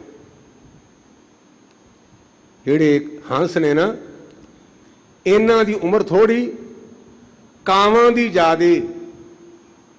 ਤੇ ਗੁਰੂ ਗ੍ਰੰਥ ਸੱਚੇ ਪਾਤਸ਼ਾਹ ਕਹਿੰਦੇ ਹੰਸਾਂ ਹੀਰਾ ਮੋਤੀ ਚੁਗਣਾ, ਬੱਗ ਬੱਪੜਾ ਡੱਡਾਂ ਭਾਲਣ ਜਾਈ। ਉਹਦੀ ਖੁਰਾਕ ਡੱਡੀਆਂ ਤੇ ਮੱਛੀਆਂ, ਹੰਸਾਂ ਦੀ ਖੁਰਾਕ ਮੋਤੀ ਤੇ ਹੀਰੇ। ਜਦੋਂ ਇਹ ਐਮਰਜੈਂਸੀ ਦਾ ਮੋਰਚਾ ਲੱਗਾ ਨਾ, ਉਸ ਦਿਨ ਤੋਂ ਉਹ ਚੰਦਰੀ ਨੂੰ ਇਹ ਸਾਡੀ ਕੌਮ ਰੜਕਣ ਲੱਗ ਪਈ। ਉਹ ਉਪਰਾਲਾ ਕਰਦੀ ਵੀ ਕਿਸੇ ਢੰਗ ਦੇ ਨਾਲ ਇਹਨੂੰ ਇੰਨਾ ਮਾਰਿਆ ਜਾਏ ਵੀ ਮੁੜ ਕੇ ਇਹ ਕੁਸਕਣ ਨਾ, ਹਿੱਲਣ ਨਾ। ਬੜੀਆਂ ਸਕੀਮਾਂ ਉਹਨੇ ਬਣਾਈਆਂ। ਭਾਈ ਸਾਹਿਬ ਭਾਈ ਅਮਰੀਕ ਸਿੰਘ ਜੀ ਇੱਥੇ ਅੰਮ੍ਰਿਤਸਰ ਸਾਹਿਬ ਰੈਸਟ ਹਾਊਸ ਦੇ ਵਿੱਚ ਪੰਜਾਬ ਦਾ ਗਵਰਨਰ ਆਇਆ ਸੀ। ਉਹਦੇ ਕੋਲ ਆਪਣੀ ਗੱਲ ਕਹਿਣ ਗਏ ਤੇ ਭਾਈ ਅਮਰੀਕ ਸਿੰਘ ਨੂੰ ਉੱਥੇ ਅਰੈਸਟ ਕੀਤਾ ਗਿਆ। ਕਿਹੋ ਜਿਹਾ ਆਜ਼ਾਦ ਦੇਸ਼ ਹੈ, ਸਿੱਖ ਨੂੰ ਗੱਲ ਕਰਨ ਦੀ ਆਗਿਆ ਨਹੀਂ। ਭਾਈ ਅਮਰੀਕ ਸਿੰਘ ਨੇ ਕੋਈ ਬੰਬ ਨਹੀਂ ਚਲਾਇਆ, ਕੋਈ ਗੋਲੀ ਨਹੀਂ ਚਲਾਈ। ਕੇਵਲ ਤੇ ਕੇਵਲ ਗਵਰਨਰ ਨੂੰ ਆਪਣਾ ਪੱਖ ਦੱਸਿਆ ਤੇ ਕਹਿੰਦੇ ਇਹਨੂੰ ਫੜ ਲਓ। ਅਰੈਸਟ ਕਰ ਲਓ। ਜਦੋਂ ਇਸ ਗੱਲ ਦੀ ਖਬਰ ਸੰਤ ਬਾਬਾ ਜਰਨੈਲ ਸਿੰਘ ਨੂੰ ਮਿਲੀ, ਉਹਨਾਂ ਨੇ ਇੱਕਦਮ ਮਹਿਤੇ ਤੋਂ ਆਣ ਕਰਕੇ ਇੱਥੋਂ ਮੋਰਚਾ ਆਰੰਭ ਕਰ ਦਿੱਤਾ। 25 ਸਿੰਘ ਇੱਥੋਂ ਵਿਚਾਰ ਕੀਤੀ ਵੀ 25 ਜਾਂ 50 ਜਥੇ ਤੋਰੇ ਜਾਣ, ਔਰ ਇੱਕਦਮ ਤੁਰੰਤ ਸਾਡੀ ਕੌਮ ਦੀਆਂ ਬੀਬੀਆਂ ਵੀਰਾਂ ਨੇ ਸਾਥ ਦਿੱਤਾ ਤੇ ਮੋਰਚਾ ਆਰੰਭ ਹੋ ਗਿਆ। ਇੱਥੇ ਬਸ ਨਹੀਂ, ਹੋਰ ਵੀ ਮੋਰਚੇ ਲੱਗੇ। ਜਗਦੇਵ ਸਿੰਘ ਤਲਵੰਡੀ ਨੇ ਦਿੱਲੀ ਲਾਇਆ, ਕਪੂਰੀ ਮੋਰਚਾ ਲੱਗਾ। ਇਹ ਇੱਕ ਚੰਗਾ ਪੱਖ ਸੀ ਕਿ ਆਖਰਕਾਰ ਰਾਏ ਕਰਕੇ ਇੱਥੇ ਸਾਰਿਆਂ ਨੇ ਇੱਕ ਥਾਂ ਤੇ ਇਹ ਮੋਰਚਾ ਜਿਹੜਾ ਸੀ ਉਹ ਲਾ ਲਿਆ। ਮੰਜੀ ਸਾਹਿਬ ਤੋਂ ਗੁਰੂ ਕੇ ਲਾਲ, ਸਾਡੀਆਂ ਭੈਣਾਂ, ਸਾਡੇ ਬਜ਼ੁਰਗ, ਬੱਚੇ ਬਿਨਾਂ ਕਿਸੇ ਗੱਲ ਦੀ ਪਰਵਾਹ ਕਰਦਿਆਂ ਗ੍ਰਿਫਤਾਰੀਆਂ ਦੇਣ ਲੱਗ ਪਏ। ਇੱਕ ਗੱਲ ਮੈਂ ਕਿਤੇ ਪਹਿਣੀ ਭੁੱਲ ਨਾ ਜਾਵਾਂ, ਆਮ ਲੋਕਾਂ ਦੇ ਕੋਲੋਂ ਸੁਣੀਦਾ ਹੈ ਜਿਨ੍ਹਾਂ ਨੂੰ ਗੁਰਮਤਿ ਦੀ ਸੋਝੀ ਨਹੀਂ, ਗਿਆਨੀ ਜੀ ਸੰਤ ਗਿਆਨੀ ਜਰਨੈਲ ਸਿੰਘ ਨੂੰ ਇੱਥੇ ਦਰਬਾਰ ਸਾਹਿਬ ਨਹੀਂ ਸੀ ਆਉਣਾ ਚਾਹੀਦਾ। ਤੇ ਮੈਂ ਉਹਨਾਂ ਅਕਲ ਦੇ ਅੰਨ੍ਹਿਆਂ ਨੂੰ ਪੁੱਛਦਾ ਹਾਂ ਵੀ ਗੁਰੂ ਕਾ ਸੇ ਗੁਰੂ ਕੇ ਦਰਬਾਰ ਨੂੰ ਛੱਡ ਕੇ ਕਬਰਾਂ ਵਿੱਚ ਜਾਏਗਾ? ਸਿੱਖ ਦੀ ਜਗ੍ਹਾ ਹੀ ਗੁਰਦੁਆਰਾ ਹੈ। ਆਖੇ ਜੀ ਉਹਨਾਂ ਨੂੰ ਅਕਾਲ ਤਖਤ ਤੇ ਨਹੀਂ ਸੀ ਆਉਣਾ ਚਾਹੀਦਾ, ਤਾਂ ਹਮਲਾ ਹੋਇਆ। ਮੈਂ ਉਹਨਾਂ ਭਰਾਵਾਂ ਨੂੰ ਬੇਨਤੀ ਕਰਾਂ, ਗੁਰਮੁਖੋ, ਜਦੋਂ ਅਕਾਲ ਤਖਤ ਤੇ ਹਮਲਾ ਹੋਇਆ, ਸਾਡੇ 37 ਗੁਰਦੁਆਰਿਆਂ ਤੇ ਵੀ ਇਹਨਾਂ ਹਮਲਾ ਕੀਤਾ ਸੀ। ਸੰਤ ਬਾਬਾ ਜਰਨੈਲ ਸਿੰਘ ਦਾ ਅਕਾਲ ਤਖਤ ਤੇ ਨੇ। ਤਰਨ ਤਾਰਨ ਕੌਣ ਸੀ? ਦੁੱਖ ਨਿਵਾਰਨ ਕੌਣ ਸੀ? ਮੁਕਤਸਰ ਸਾਹਿਬ ਕੌਣ ਸੀ? ਸਿੰਘ ਸਾਹਿਬ ਮੇਰੇ ਛੋਟੇ ਭਰਾਤਾ ਭਾਈ ਰਾਮ ਸਿੰਘ, ਜਿਹੜੇ ਸਿੰਘ ਸਾਹਿਬੀ ਦਰਬਾਰ ਸਾਹਿਬ ਦੇ ਰਹੇ, ਉਹਨਾਂ ਨੂੰ ਮੁਕਤਸਰ ਸਾਹਿਬ ਤੋਂ ਸਰਕਾਰ ਨੇ ਅਰੈਸਟ ਕੀਤਾ। ਮੁਕਤਸਰ ਸਾਹਿਬ ਤੋਂ ਇਹ ਕਹਿੰਦੇ ਵੀ ਇੱਥੇ ਅੱਤਵਾਦੀ ਰਹਿੰਦੇ ਸਨ। ਬਾਬਾ ਜਰਨੈਲ ਸਿੰਘ ਦੇ ਇੱਥੇ ਆਉਣ ਦਾ ਕਾਰਨ ਟਕਸਾਲ ਹਮੇਸ਼ਾ ਹੀ ਇਸ ਅਕਾਲ ਤਖਤ ਨੂੰ ਸਮਰਪਿਤ ਹੈ। ਇਸ ਦਮਦਮੀ ਟਕਸਾਲ ਦੇ ਪਹਿਲੇ ਜਥੇਦਾਰ, ਜਿਨ੍ਹਾਂ ਨੇ ਧੰਨ ਗੁਰੂ ਗ੍ਰੰਥ ਸੱਚੇ ਪਾਤਸ਼ਾਹ ਦੇ 4 ਸਰੂਪ ਗੁਰਮੁਖੀ ਦੇ ਵਿੱਚ ਇੱਕ ਅਰਬੀ 'ਚ ਲਿਖਿਆ, ਜਦੋਂ ਦਰਬਾਰ ਸਾਹਿਬ ਤੇ ਹਮਲਾ ਹੋਇਆ ਨਾ, ਉਹ ਸਾਡਾ ਬਜ਼ੁਰਗ ਬਾਬਾ, ਜਿਹਦੀ ਉਮਰ 75 ਸਾਲ ਹੈ, 75 ਸਾਲ, ਬਾਬਾ ਦੀਪ ਸਿੰਘ ਦੀ ਉਮਰ 75 ਸਾਲ ਜੇ। 1682 ਵਿੱਚ ਉਹਨਾਂ ਦਾ ਜਨਮ ਹੋਇਆ ਪਹੂਬਨ ਨਗਰ ਵਿੱਚ, ਤੇ 1757 ਦੇ ਵਿੱਚ ਪਤਾ ਲੱਗਾ ਵੀ ਦਰਬਾਰ ਸਾਹਿਬ ਦੀ ਬੇਅਦਬੀ ਕਰਨ ਵਾਸਤੇ ਦੁਸ਼ਟ ਆਏ ਨੇ, ਤੇ ਸਾਡਾ ਬਜ਼ੁਰਗ ਬਾਬਾ ਦਮਦਮਾ ਸਾਹਿਬ ਤੋਂ ਇੱਥੇ ਤੁਰ ਕੇ ਆਇਆ। ਚੱਬੇ ਆਣ ਕੇ ਉਹਨੇ ਆਖਿਆ ਵੀ ਗੁਰਮੁਖੋ, ਇਹ ਖੇਡ ਨਹੀਂ, ਕਿਉਂਕਿ ਗੁਰੂ ਨਾਨਕ ਦੇ ਘਰ ਵਿੱਚ ਇੱਕ ਗੇਮ ਹੈ। ਆਪਾਂ ਗੇਮਾਂ ਦੀ ਗੱਲ ਕਰਦੇ, ਕਈ ਗੁਰਮੁਖ ਪਿਆਰੇ ਅੱਜ ਕੱਲ੍ਹ ਤਾਂ ਕ੍ਰਿਕਟ ਦਾ ਬੜਾ ਲੋਕਾਂ ਨੂੰ ਚਸਕਾ ਹੈ, ਜਦੋਂ ਵੀ ਕਿਤੇ ਮੈਚ ਹੋਵੇ ਤੇ ਐਨ ਕਮਲੇ ਹੋ ਜਾਂਦੇ ਨੇ। ਕ੍ਰਿਕਟ ਦੀ ਗੇਮ, ਕਬੱਡੀ ਦੀ ਗੇਮ, ਫੁੱਟਬਾਲ ਦੀ ਖੇਡ, ਲੇਕਿਨ ਗੁਰੂ ਨਾਨਕ ਦੇ ਘਰ ਵਿੱਚ ਕਿਹੋ ਜਿਹੀ ਖੇਡ ਹੈ? ਇਹ ਕਹਿੰਦਾ ਜੇ ਮੇਰੀ ਗਰਾਊਂਡ ਵਿੱਚ ਆਉਣਾ ਤੇ ਸਿਰ ਤਲੀ ਤੇ ਧਰ ਕੇ ਆ। ਗੁਰੂ ਨਾਨਕ ਦੇ ਘਰ ਵੀ ਇੱਕ ਗੇਮ ਜੇ, ਕਿਹੜੀ? ਜਾਓ ਤੋ ਪ੍ਰੇਮ ਖੇਲਣ ਕਾ ਚਾਓ, ਸਿਰ ਤਰ ਤਲੀ ਗਲੀ ਮੇਰੀ ਆਓ, ਇਤ ਮਾਰਗ ਪੈਰ ਧਰੀਜੈ, ਸਿਰ ਦੀਜੇ ਕਾੜ ਨਾ ਕੀਜੈ। ਤਲੀ ਤੇ ਸਿਰ ਰੱਖ ਕੇ ਆ।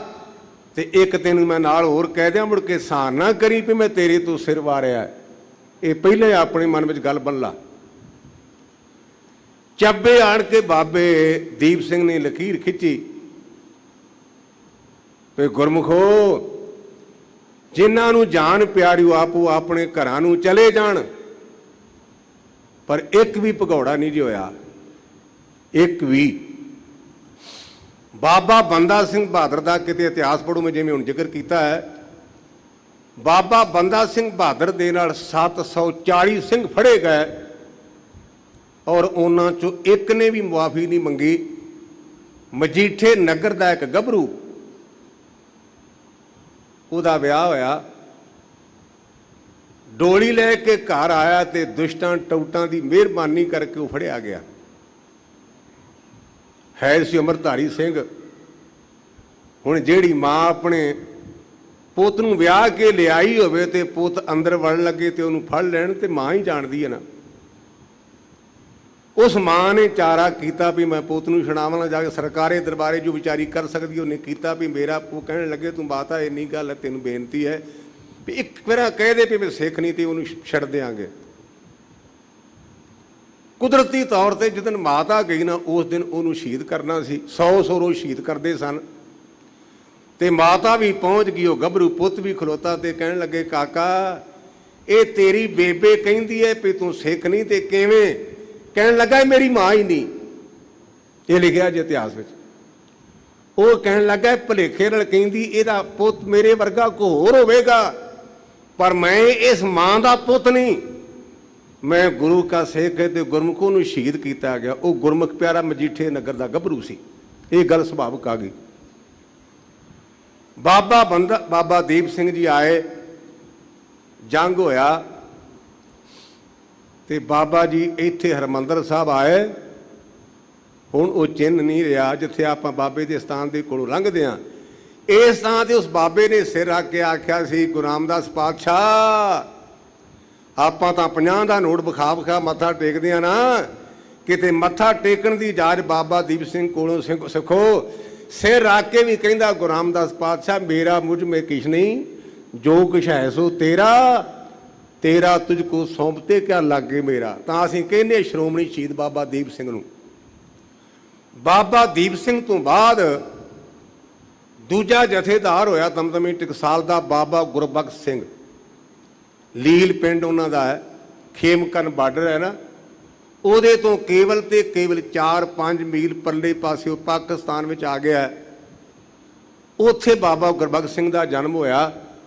ਜਦੋਂ ਅਹਿਮਦ ਸ਼ਾਹ ਅਬਦਾਲੀ ਨੇ ਹਮਲਾ ਕੀਤਾ, ਜਿਹੜੇ ਕਹਿੰਦੇ ਨੇ ਸੰਤ ਜਰਨੈਲ ਸਿੰਘ ਕਿਉਂ ਆਇਆ, ਉਹ ਕਿਰਪਾ ਕਰਕੇ ਮੇਰੀ ਬੇਨਤੀ ਨੂੰ ਸੁਣ। ਉਹ ਦਮਦਮੀ ਟਕਸਾਲ ਦਾ ਦੂਜਾ ਜਥੇਦਾਰ, ਇਤਿਹਾਸ ਵਿੱਚ ਲਿਖਿਆ, ਉਹਨੇ ਸਿਹਰੇ ਬੰਨ੍ਹ ਕੇ ਸ਼ਹੀਦੀ ਦਿੱਤੀ ਵੀ ਮੈਂ ਮੌਤ ਰਾਣੀ ਨੂੰ ਪਰਨਾਉਣਾ, ਤੇ ਉਹਦੀ ਗਵਾਹੀ ਹੈ ਬਾਬਾ ਗੁਰਬਖਸ਼ ਸਿੰਘ ਦਾ ਅਸਥਾਨ ਅਕਾਲ ਤਖਤ ਸਾਹਿਬ ਦੇ ਨਾਲ। ਤੇ ਨਾਲੇ ਇਹ ਵੀ ਕਹਿੰਦੇ ਨੇ ਵੀ ਸੰਤ ਜਰਨੈਲ ਸਿੰਘ ਦੀ ਯਾਦਗਾਰ ਕਿਉਂ ਬਣੀ। ਜੇ ਦਮਦਮੀ ਟਕਸਾਲ ਦੇ ਪਹਿਲੇ ਜਥੇਦਾਰ ਦੀ ਯਾਦਗਾਰ ਬਣੀ ਹੈ, ਜੇ ਦੂਜੇ ਦੀ ਬਣੀ ਹੈ ਤੇ ਗੁਰਮੁਖੋ ਜੇ 14ਵੇਂ ਦੀ ਬਣ ਗਈ ਤੇ ਗੁਨਾਹ ਕੀ, ਕਿਉਂਕਿ ਇਹ ਯਾਦਗਾਰਾਂ ਪੈਸਿਆਂ ਨਾਲ ਨਹੀਂ ਬਣੀਆਂ, ਸਿਰ ਦੇ ਕੇ ਬਣੀਆਂ ਨੇ, ਸਿਰ ਦੇ ਕੇ। ਇਸ ਪਾਸੇ ਮੈਂ ਨਾ ਜਾਵਾਂ। ਗੁਰਮੁਖੋ ਸਰਕਾਰ ਨੇ ਚੌਂ ਪਾਸੀ ਚੌਕਸੀ ਕਰ ਲਈ, ਇਸ ਕੌਮ ਨੂੰ ਸਬਕ ਸਿਖਾਉਣਾ ਹੀ ਸਿਖਾਉਣਾ। ਔਰ ਸੰਤ ਬਾਬਾ ਜਰਨੈਲ ਸਿੰਘ ਜਿਹੜੇ ਅਕਾਲ ਤਖਤ ਇੱਥੇ ਗੁਰੂ ਨਾਨਕ ਨਿਵਾਸ ਵਿੱਚ ਰਹਿੰਦੇ ਸਨ, ਉਹ ਅਕਾਲ ਤਖਤ ਸਾਹਿਬ ਪਹੁੰਚ ਗਏ। ਵੱਖ-ਵੱਖ ਕਮਰਿਆਂ ਦੇ ਵਿੱਚ ਗੁਰੂ ਕੇ ਲਾਲ ਬਾਣੀ ਪੜ੍ਹਨ ਵਾਲੇ ਨਿਤਨੇਮੀ, ਜਦੋਂ ਆਪਾਂ ਪਰਿਕਰਮਾ ਕਰਦੇ ਨੇ ਨਾ, ਬਾਈ ਵਾਲਾ ਇਸ ਪਾਸੇ ਗੁੱਠ ਵਾਲਾ ਕਮਰਾ ਜਿੱਥੇ ਕੱਪੜੇ ਜਮ੍ਹਾਂ ਕਰਾਉਣੇ ਆ ਨਾ, ਇਸ ਕਮਰੇ ਵਿੱਚ ਮੈਂ ਵੀ ਰਹਿੰਦਾ ਸਾਂ। ਮੇਰੇ ਨਾਲ ਮਨਵੀਰ ਸਿੰਘ ਝੇੜੂ, ਭਾਈ ਲੱਖਾ ਸਿੰਘ ਜੀ ਨਾਗੋਕਿਆਂ ਵਾਲੇ, ਇਤਿਆਦ ਗੁਰੂ ਕੇ ਲਾਲ ਉਸ ਕਮਰੇ 'ਚ ਰਹਿੰਦੇ ਸਨ। ਸੰਤ ਬਾਬਾ ਜਰਨੈਲ ਸਿੰਘ ਨੇ ਲੰਗਰ ਦੇ ਉੱਪਰ ਸਿੱਖ ਸੰਗਤਾਂ ਨੂੰ ਉਸ ਸਮੇਂ ਦੇ ਹਾਲਾਤਾਂ ਤੋਂ ਜਾਣੂ ਕਰਾਉਣਾ। ਜਦੋਂ ਮੋਰਚਾ ਲੱਗਾ ਤੇ ਮੈਂ ਇਸ ਥਾਂ ਤੋਂ ਗ੍ਰਿਫਤਾਰੀ ਦਿੱਤੀ ਤੇ 3.5 ਮਹੀਨੇ ਲੁਧਿਆਣਾ ਜੇਲ੍ਹ ਵਿੱਚ ਮੈਂ ਕੱਟੇ। ਰਿਹਾ ਹੋ ਕੇ ਆਇਆ ਤੇ ਸੰਤ ਬਾਬਾ ਜਰਨੈਲ ਸਿੰਘ ਕਹਿਣ ਲੱਗੇ ਵੀ ਗਿਆਨੀ ਦਲੀਪ ਸਿੰਘ ਜੀ ਬਜ਼ੁਰਗ ਨੇ ਤੇ ਤੂੰ ਇੱਥੇ ਰਹੋ, ਜਦੋਂ ਕਿਤੇ ਢਿੱਲੇ ਮੱਠੇ ਹੁੰਦੇ ਤੂੰ ਕਥਾ ਕਰਿਆ ਕਰ। ਸ਼ਾਇਦ ਉਹਨਾਂ ਨੂੰ ਗਿਆਨ ਸੀ ਵੀ ਇਸ ਥਾਂ ਤੇ ਇਸ ਗੁਰਮੁਖ ਨੂੰ ਅਸੀਂ ਡਿਊਟੀ ਦੇਣੀ, ਉਹ ਬਹਾਨਾ ਬਣਿਆ ਇੱਥੇ ਮੈਨੂੰ ਫਿੱਟ ਕਰਨ ਦਾ। ਬਾਬਾ ਠਾਕਰ ਸਿੰਘ ਜੀ ਆਏ ਲੰਗਰ ਦੇ ਉੱਪਰ, ਸੰਤ ਬਾਬਾ ਜਰਨੈਲ ਸਿੰਘ ਨੂੰ ਕਹਿਣ ਲੱਗੇ ਵੀ ਇਹ ਭਾਈ ਜਸਵੰਤ ਸਿੰਘ ਸਾਨੂੰ ਦੇ ਦਿਓ। ਕਹਿਣ ਲੱਗੇ ਲੈ ਜਾਓ। ਮੇਰੀ ਡਿਊਟੀ ਬਾਬਾ ਠਾਕਰ ਸਿੰਘ ਨੇ ਅੰਮ੍ਰਿਤ ਸੰਚਾਰ ਵਿੱਚ ਲਾਈ, ਅੰਮ੍ਰਿਤ ਛਕਾਉਣ ਦੇ। ਔਰ 3 ਤਰੀਕ ਨੂੰ ਸਾਡੀ ਡਿਊਟੀ ਲੱਗੀ ਸੰਗਰੂਰ ਜ਼ਿਲ੍ਹੇ ਵਿੱਚ ਅੰਮ੍ਰਿਤ ਛਕਾਉਣ ਦੀ ਜਾਣ ਲਈ। ਅਸੀਂ ਪੰਜ ਪਿਆਰੇ ਸਾਹਿਬਾਨ ਤੇ ਨਾਲ ਸਾਡੇ ਇੱਕ ਸੇਵਾਦਾਰ ਜਿਹੜਾ ਕਿਸੇ ਹੋਰ ਇਲਾਕੇ ਦਾ ਹਿੰਦੀ ਬੋਲਦਾ ਸੀ, ਜਿਹਨੂੰ ਅਸੀਂ ਭਈਆ ਕਹਿ ਦਿੰਦੇ ਹਾਂ, ਉਹਨੇ ਅੰਮ੍ਰਿਤ ਛਕਿਆ ਸੀ ਤੇ ਉਹ ਸੇਵਾਦਾਰ ਦੀ ਡਿਊਟੀ ਦਿੰਦਾ ਸੀ। ਮੈਨੂੰ ਕਹਿੰਦਾ ਵੀ ਗਿਆਨੀ ਜੀ ਆਪ ਨੂੰ ਕਿਰਪਾਨਾਂ ਤੇ ਕਸ਼ਹਿਰੇ ਘੱਟ ਨੇ ਤੇ ਆਪ ਅੰਮ੍ਰਿਤਸਰ ਸਾਹਿਬ ਤੋਂ ਅਕਾਲ ਤਖਤ ਸਾਹਿਬ ਤੋਂ ਭਾਈ ਗੁਰਮੁਖ ਸਿੰਘ ਕੋਲੋਂ ਲੈ ਲਈਏ, ਕਿਉਂਕਿ ਭਾਈ ਗੁਰਮੁਖ ਸਿੰਘ ਸੰਤਾਂ ਦੀ ਗੜਵਈ ਸਨ ਤੇ ਅਸੀਂ ਜਿਹੜੇ ਕਕਾਰ ਸਨ ਉਹਨਾਂ ਤੋਂ ਲੈਂਦੇ ਸਾਂ। ਗੁਰੂ ਰਾਮਦਾਸ ਸਰਾਂ ਦੇ ਅੱਗੇ ਆਣ ਕੇ ਅਸੀਂ ਆਪਣੀ ਗੱਡੀ, ਨਿਸ਼ਾਨ ਗੱਡੀ ਸੀ, ਉਹ ਲਾ ਦਿੱਤੀ ਤੇ ਮੈਂ ਪੰਜ ਪਿਆਰੇ ਸਬਾਨਾਂ ਨੂੰ ਬੇਨਤੀ ਕੀਤੀ ਵੀ ਗੁਰਮੁਖੋ 2 ਘੰਟੇ ਆਪਾਂ ਰੁਕਣਾ, ਤੁਸੀਂ ਇਸ਼ਨਾਨ ਪਾਨ ਕਰ ਲਓ, ਅਸੀਂ ਕਕਾਰ ਲੈ ਆਈਏ। ਹਰਿਮੰਦਰ ਸਾਹਿਬ ਮੱਥਾ ਟੇਕ ਕੇ ਜਦੋਂ ਅਸੀਂ ਲਾਚੀ ਬੇਰੀ ਦੇ ਕੋਲੋਂ ਗੁਰਮੁਖੋ ਅਕਾਲ ਤਖਤ ਸਾਹਿਬ ਨੂੰ ਹੋਏ ਨਾ, ਤੇ ਯਕੀਨ ਕਰਿਆ ਜੇ ਮੇਰੇ ਤੋਂ ਕੇਵਲ ਤੇ ਕੇਵਲ 3 ਗਜ ਉਹ ਗੁਰਮੁਖ ਪਿਆਰਾ ਸੇਵਾਦਾਰ ਸੀ, ਇਸ ਪਾਸੇ ਖੱਬੀ ਪੁਰਪੜੀ 'ਚ ਉਹਦੇ ਗੋਲੀ ਵੱਜੀ ਤੇ ਇੱਕਦਮ ਥੱਲੇ ਡਿੱਗ ਪਿਆ। ਇਹ ਮੇਰੀ ਹੱਡ ਬੀਤੀ ਅੱਖੀਂ ਵੇਖਣ ਦੀ ਘਟਨਾ, ਚਸ਼ਮਦੀਦ। ਜਿਹੜਾ ਮੇਰਾ ਸਾਥੀ ਸੇਵਾਦਾਰ ਸੀ ਨਾ, ਇਸ ਪਾਸੇ ਤੋਂ ਜਿਹੜੇ ਪਾਸੇ ਆ ਗੇਟ ਵਿੱਚ ਗੋਲੀਆਂ ਵੱਜੀਆਂ ਨੇ, ਇਸ ਪਾਸੇ ਤੋਂ ਗੋਲੀ ਆਈ, ਉਸ ਗੁਰੂ ਕੇ ਲਾਲ ਦੀ ਖੱਬੀ ਪੁਰਪੜੀ 'ਚ ਵੱਜੀ, ਉਹ ਧਰਮ ਕਰਕੇ ਡਿੱਗ ਪਿਆ ਤੇ ਮੁੜ ਕੇ ਗੋਲੀਆਂ ਇੰਨੀਆਂ ਚੱਲੀਆਂ ਜਿਹਨੂੰ ਆਪਾਂ ਕਹਿ ਸਕਦੇ ਹਾਂ ਵੀ ਗੜਿਆਂ ਦਾ ਮੀਂਹ ਵਰਦਾ। ਜਿੱਥੇ ਆਪਾਂ ਟੂਟੀਆਂ ਤੇ ਹੱਥ ਧੋਨੇ ਆ, ਮੈਂ ਗੁਰੂ ਕੀ ਸੰਗਤ ਕਹਿ ਰਿਹਾ ਵੀ ਮੈਂ ਘਬਰਾ ਗਿਆ ਵੀ ਇਹ ਕੀ ਹੋਇਆ, ਜਿਹਨੂੰ ਆਪਾਂ ਪੰਜਾਬੀ 'ਚ ਕਹਿੰਦੇ ਵੀ ਬੰਦਾ ਬੌਂਦਲ ਜਾਂਦਾ ਵੀ ਇੱਕਦਮ ਗੋਲੀਆਂ ਦਾ ਮੀਂਹ। ਮੈਂ ਉਸ ਥਾਂ ਤੇ ਖਲੋ ਗਿਆ ਤੇ ਜਿਹੜੀ ਆ ਗੁਰੂ ਰਾਮਦਾਸ ਪਾਤਸ਼ਾਹ ਮਹਾਰਾਜ ਦੇ ਲੰਗਰ ਦੇ ਕੋਲ ਡਿਉੜੀ ਹੈ, ਮੈਨੂੰ ਇਸ ਗੱਲ ਦੀ ਪਛਾਣ ਨਹੀਂ ਵੀ ਉਹ ਬੀਬੀ ਸੀ ਜਾਂ ਉਹ ਭਰਾ ਸੀ ਸਾਡਾ। ਉਹ ਢੋਲ ਆ ਕੇ ਬੈਠਾ ਸੀ, ਇੱਥੇ ਗੋਲੀਆਂ ਵੱਜਦੀਆਂ ਤੇ ਪੱਥਰ ਉੱਡਦਾ। ਉਸ ਗੁਰੂ ਕੇ ਲਾਲ ਨੂੰ ਜਾਂ ਮੇਰੀ ਭੈਣ ਨੂੰ ਗੋਲੀ ਵੱਜੀ ਤੇ ਜਿਵੇਂ ਚੱਕਰੀ ਭੌਂਦੀ ਹੈ ਨਾ, ਇਸ ਤਰ੍ਹਾਂ ਉਹ ਡਿਉੜੀ ਦੇ ਵਿੱਚੋਂ ਭੌਂਦਾ ਭੌਂਦਾ ਪਰਿਕਰਮਾ 'ਚ ਡਿੱਗ ਪਿਆ। ਮੈਂ ਇਹ ਆਪਣੀਆਂ ਅੱਖਾਂ ਨਾਲ ਸੀਨ ਵੇਖਿਆ। ਉਹ ਪੁਰਾਣੀ ਚੜ੍ਹਾਈ ਕਰ ਗਿਆ। ਮੇਰੇ ਮਨ ਵਿੱਚ ਇਹ ਵਿਚਾਰ ਆਈ ਵੀ ਮਨਾਂ ਬਹੁਤ ਲਾਗੇ ਹੈ ਤੇ ਜੇ ਅੰਦਰ ਹਰਿਮੰਦਰ ਸਾਹਿਬ ਮੱਥਾ ਟੇਕਦਿਆਂ ਗੋਲੀ ਵੱਜੇ ਤੇ ਕੰਮ ਸੈੱਟ ਰਹਿ, ਕਿਉਂਕਿ ਬਾਣੀ ਕਹਿੰਦੀ ਅੰਤ ਕਾਲ ਨਾਰਾਇਣ ਸਿਮਰੇ ਐਸੀ ਚਿੰਤਾ ਮੈਂ ਜੇ ਮਰੇ। ਖਿਆਲ ਹੈ ਨਾ, ਜਿਹੜਾ ਪੁਲ ਸੀ ਉਹ ਬਿਲਕੁਲ ਖਾਲੀ। ਦੌੜ ਕੇ ਮੈਂ ਅੰਦਰ ਗਿਆ, ਮੱਥਾ ਟੇਕਿਆ ਤੇ ਮੈਂ ਵਿਸ਼ੇਸ਼ ਤੌਰ ਤੇ ਜਿਹੜੇ ਗੁਰੂ ਕੇ ਰਾਗੀ ਸਿੰਘ ਉਹਨੂੰ ਨਮਸਕਾਰ ਕਰਦਾ। ਕਿਉਂ? ਸਾਡੇ ਵਰਗੇ ਘਾਬਰ ਗਏ, ਲੇਕਿਨ ਰਾਗੀ ਸਿੰਘਾਂ ਦੀ ਮਾਨਸਿਕ ਅਵਸਥਾ ਵਿੱਚ ਰੰਚਕ ਮਾਤਰ ਵੀ ਭੈ ਨਹੀਂ ਸੀ। ਉਹ ਕੀਰਤਨ ਬਿਲਕੁਲ ਸੁਰਤਾਲ ਤੇ ਰਾਗਾਂ 'ਚ ਕਰ ਰਹੇ ਸਨ। ਇਸ ਕਰਕੇ ਮੈਂ ਉਹਨਾਂ ਰਾਗੀ ਸਿੰਘਾਂ ਨੂੰ ਮੱਥਾ ਟੇਕਦਾ ਹਾਂ। ਮੱਥਾ ਟੇਕ ਕੇ ਮੈਂ ਫਿਰ ਵਾਪਸ ਆ ਗਿਆ। ਅਕਾਲ ਤਖਤ ਸਾਹਿਬ ਜਿੱਥੇ ਆਪਾਂ ਮੱਥਾ ਟੇਕਦੇ ਹਾਂ, ਉੱਥੇ ਗੋਲੀਆਂ ਦਾ ਢੇਰ ਲੱਗਾ ਸੀ ਤੇ ਮਨਾਵਾ ਪਿੰਡ ਦੇ ਜਿਹੜਾ ਸਾਡੇ ਭੂਰਿਆਂ ਦੇ ਬਿਲਕੁਲ ਲਾਗੇ ਹੈ, ਬਾਬਾ ਲੱਖੂ ਜੀ, ਜਿਨ੍ਹਾਂ ਦੇ ਬਾਰੇ ਆਪਾਂ ਇਤਿਹਾਸ ਪੜ੍ਹਦੇ ਵੀ ਜਿਨ੍ਹਾਂ ਦੀ ਵਜ੍ਹਾ ਨਾਲ ਆਵਾ ਕੱਚਾ ਰਿਹਾ, ਉਹਨਾਂ ਦੀ 10ਵੀਂ ਪੀੜ੍ਹੀ ਸਨ ਚਾਚਾ ਸੁਜਾਨ ਸਿੰਘ। ਮੇਰੇ ਦੁਨਿਆਵੀ ਰਿਸ਼ਤੇ ਕਰਕੇ ਉਹ ਚਾਚੇ ਲੱਗਦੇ ਸਨ ਭਾਈਚਾਰੇ ਦੇ ਤੌਰ ਤੇ। ਉਹ ਇਕੱਲੇ ਉੱਥੇ ਗੋਲੀਆਂ ਦੇ ਢੇਰ ਕੋਲ ਬੈਠੇ, ਜਿਵੇਂ ਦਾਣਿਆਂ ਦਾ ਢੇਰ ਹੁੰਦਾ ਨਾ, ਇੰਨੀਆਂ ਗੋਲੀਆਂ ਸਨ। ਮੈਂ ਜਾ ਕੇ ਫਤਿਹ ਬੁਲਾਈ ਤੇ ਕਹਿਣ ਲੱਗੇ, ਗਿਆਨੀ ਸਾਹਿਬ ਪੁੱਤਰਾ ਤੂੰ ਕਿਵੇਂ ਕਾਬੂ ਆ ਗਿਆ? ਮੈਂ ਕਿਹਾ ਚਾਚਾ ਜੀ ਇਸ ਕੰਮ ਲਈ ਆਏ ਸਾਂ, ਕਕਾਰ ਲੈਣ ਲਈ, ਤੇ ਇੱਥੇ ਗੱਲ ਹੋਰ ਹੋ ਗਈ। ਉਹ ਮੈਨੂੰ ਕਹਿਣ ਲੱਗੇ ਥੋੜ੍ਹੀ ਜਿਹੀ ਸੇਵਾ ਕਰ। ਮੈਂ ਕਿਹਾ ਦੱਸੋ।